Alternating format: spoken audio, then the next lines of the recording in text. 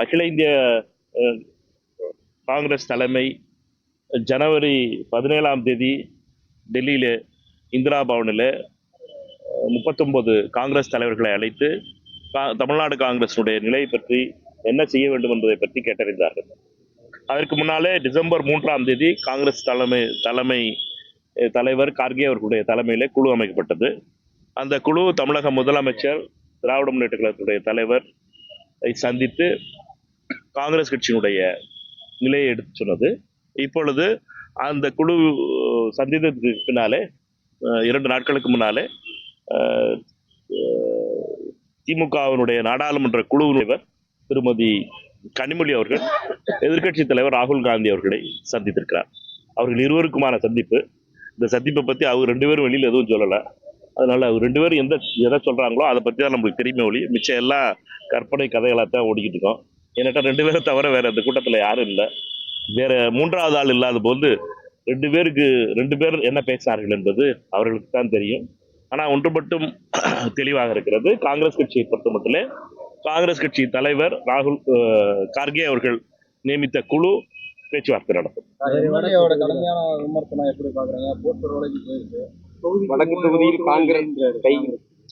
வடக்கு தொகுதியில் காங்கிரஸ் கட்சி கோரும், அதுல எந்த ஒரு சந்தேகம் கிடையாது.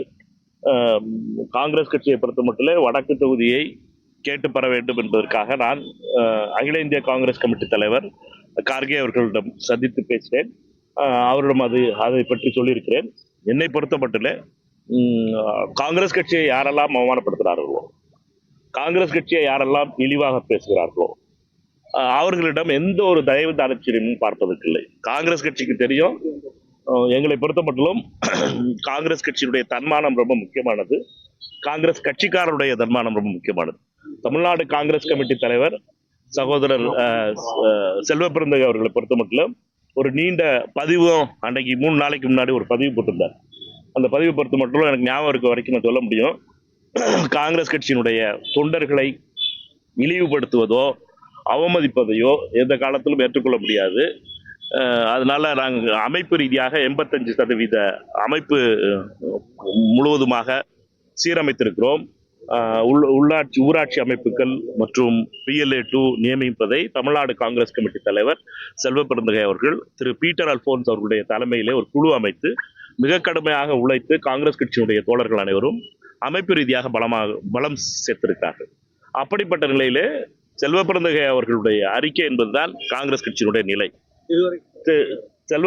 அண்ணன் செல்வ பிறந்தகை அவர்கள் கோரியிருப்பது என்பது இப்படி அவதூறாக பேசிய மாவட்ட செயலாளர் மீது நடவடிக்கை எடுக்க வேண்டும்.